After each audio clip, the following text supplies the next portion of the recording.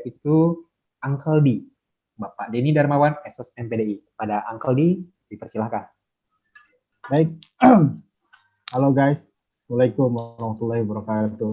Ya, Waalaikumsalam warahmatullahi wabarakatuh.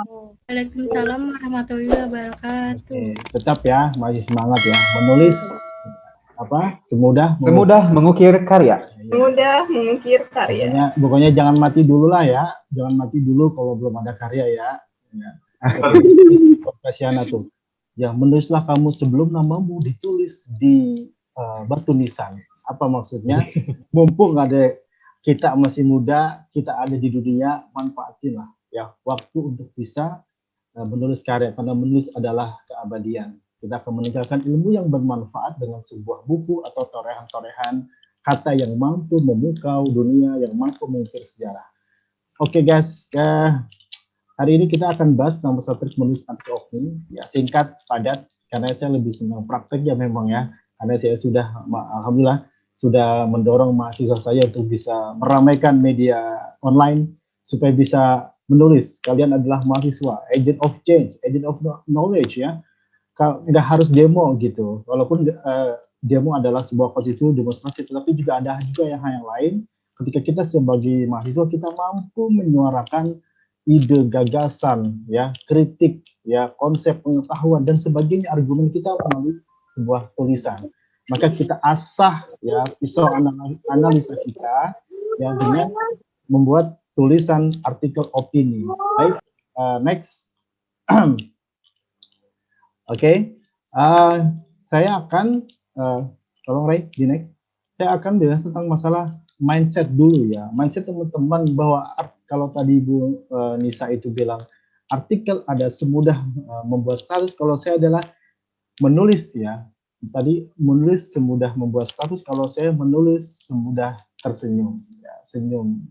Artinya apa? Artinya menulis itu bukan soal bakat, saudara. Menulis itu adalah soal kemauan, ya, soal kesungguhan kita, soal proses latihan, bukan bakat. Ya. Kalaupun bakat nggak dilatih, nggak diproses, nggak akan bisa. Jadi artikel opini adalah dalam jenis artikel ilmiah populer. Kalau ada artikel ilmiah kan biasanya makalah, skripsi gitu ya, tesis.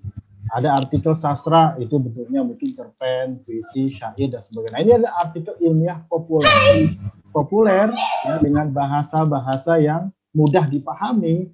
Ya, itu biasanya di media cetak atau media online ada rubrik-rubrik ya. Oh, ada opini, kolom, esai, tajuk perencanaan. Nah, biasanya yang paling sering yang banyak mengirim tulisan itu di rubrik opini ya. Saya sering sekali menulis di Kureta, itu hampir semuanya mahasiswa. Saya suka nulis di Geotimes, itu ada berbagai tulisan mahasiswa. Di pandemi ini ya, saya mengubah sudut pandang. Kaum rebahan itu bukan berarti malas. Kaum rebahan itu mempunyai sudut pandang bahwa kemalasan menjadi sebuah titik lompatan menuju kreativitas dan produktivitas. Tepuk tangan buat saya. Ya. Oke, jadi ini kesempatan kita guys, untuk apa? Untuk menuliskan ide gagasan kita, pandangan kita, yang subjektif pemikiran kita, tapi bukan copy paste, tapi bukan plagiat ya. Kalau ada data atau referensi yang bisa kita masukkan sumbernya, itu silakan ya. Jadi kita bisa memberikan sebuah solusi dan permasalahan. Ketika ada undang-undang ya cipta kerja itu kan demonstrasi ya. Oke, silakan. Tapi ada juga hal yang lain. Kenapa tidak kita buat tulisan untuk bisa mengkritisi pemerintah gitu ya? Nah, kemudian artikel itu ada sebagai sarana ekspresi. Tunjukkan guys, kita ini adalah mahasiswa, kita adalah kalangan intelektual, ya. Kita dapat ilmu, dapat informasi dari berbagai macam. Maka kita tumpahkan dengan tulisan kita. Ada hati yang merasa galau, banyak yang galau semua kayaknya ya, kalau saya pandang ya. Ya, banyak sekali Pak. Banyak sekali ya. Waduh. Tapi menulis tumpahkan ya, tumpahkan menulis itu supaya apa? Ya, supaya kita bisa melepas semua beban, kita punya solusi itu kita tuliskan. Karena gini, kalau orang yang suka nulis pasti sarana menjadi terkenal. Kita nggak kenal, tapi kita suka baca. Saya suka banget sama tulisan dia, walaupun kita nggak pernah kenal. Ya, kita menjadi follow tulisan dia. Kalau di Kureta di Geotimes atau Kumparan tuh ada yang like, ada yang follow tulisannya ya. Itu banyak akun-akun yang menjelaskan itu. Nah, bagaimana kita mencari ide dalam membuat artikel opini? Ya sering-sering baca. Ya, kalau membaca ya, kalau suka ada kan bacaan artikel-artikel yang sering opini itu redaktur ataupun yang kolumnis dan sebagainya, itu baca gaya bahasanya ya. Kemudian juga ikut juga diskusi pelatihan sehingga itu ide akan muncul semua karena ide itu nanti kita akan catat ya. Ide kalau nggak dicatat akan hilang. Catat itu ide, buat skemanya itu nanti saya akan ajarkan triksnya gitu ya. Oke, next. Oke. Ini juga mendapat honorarium ya. Jangan lupa ini adik-adik ya. Teman-teman semua guys ya. Ini bisa nambah ongkos buat kuliah gitu kan. Kalau soalnya kalau kita nulis di Mojok ya itu bisa dapat sekitar 300.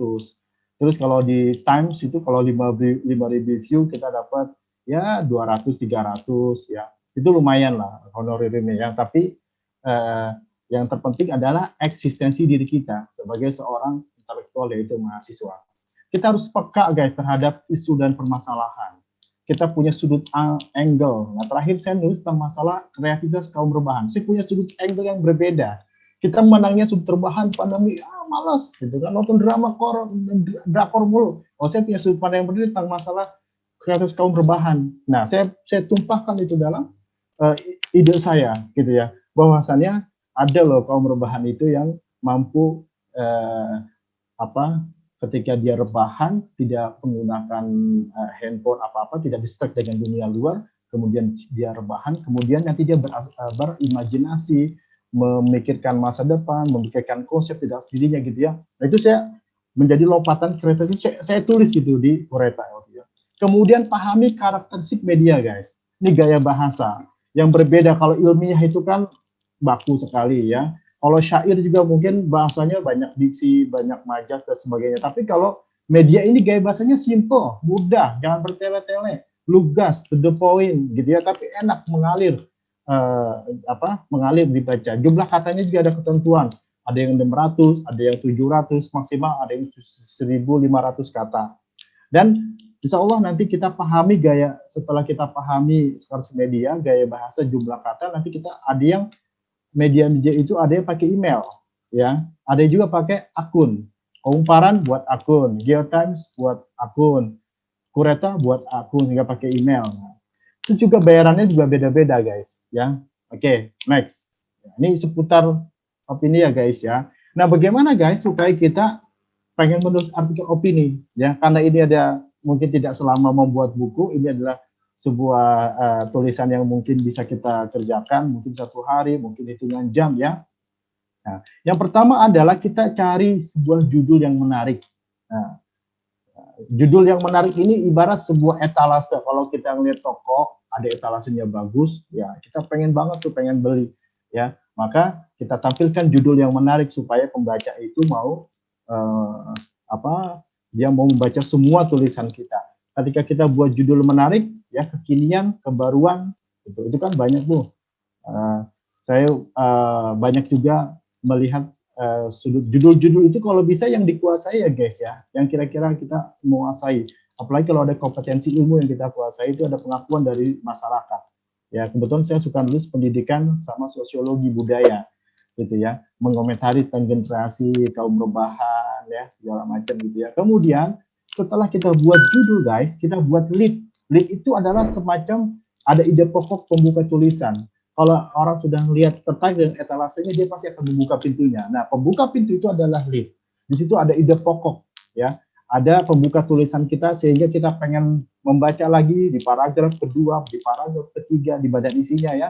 Di situ badan isi ada argumen, ada alasan, pemaparan, ada juga kita masukkan referensi kalau memang ada. Dan yang terakhir guys, itu buat kesimpulan, solusi, dan motivasi. Ya, nah setelah kita sudah jadi tulisan kita, kemudian kita sunting, kita edit lagi, ya, kira-kira ada yang perlu ditambah atau ada kurang bahasa yang kurang enak, ya, itu bisa kita edit lagi. Nah setelah itu baru kita terbitkan di media apa? Kita harus paham. Ada media-media khusus politik, ada media-media itu campuran, ada media-media itu yang memang cocok dengan tulisan kita itu karena beda-beda. Makanya penguasaan separasi media itu adalah supaya kita tepat tulisan kita bisa diterbitkan. Next, ya. Next, oke. Ini ya tadi nanti udah. Saya waktu itu buat artikel di Times masalah tentang sudut istimewa. Contohnya ya, judulnya sudut istimewa atau referensi kaum rebahan yang setelah buat. Kemudian ide pokoknya apa? Sudut istimewa menurut pandangan saya adalah bahwasannya dalam suatu rumah kita itu akan mempunyai sudut-sudut istimewa dalam menorehkan ide, gagasan, inspirasi melalui berbagai macam tulisan. Badan tulisannya saya buat paragraf sudut kreativitas dan produksi selama pandemi. Kemudian saya buat paragraf lagi menyulut sudut istimewa agar terkoneksi dengan alam. Nah, itu buat paragraf sampai nanti penutup atau solusi dan memotivasi. Ya, next. Ya. Oke, ingatkan Ray kalau saya sudah waktu saya sudah 5 atau 7 menit ya, ingatkan. Ya. Oke, next. Nah, ini adalah berupa link-link yang teman-teman bisa akses ya, link saya. Bisa dibuka. Ray. Nah, ini adalah link-link artikel, silakan dibaca supaya ada apa ya, ada bayangan bahasa apa yang harus dipakai. Karena gini, kalau nggak ada salahnya kalau kita pengen menulis tapi kita membaca tulisan orang lain gitu ya, kita akan bisa belajar gaya bahasa, diksi dan sebagainya. Nanti kita akan ketemu dengan bahasa kita sendiri, gitu ya. Oke, next. Oke, udah ya. Oke, makasih guys. Atas waktunya, demikian kurang lebihnya saya mohon maaf. Selamat menulis. Assalamualaikum warahmatullahi wabarakatuh.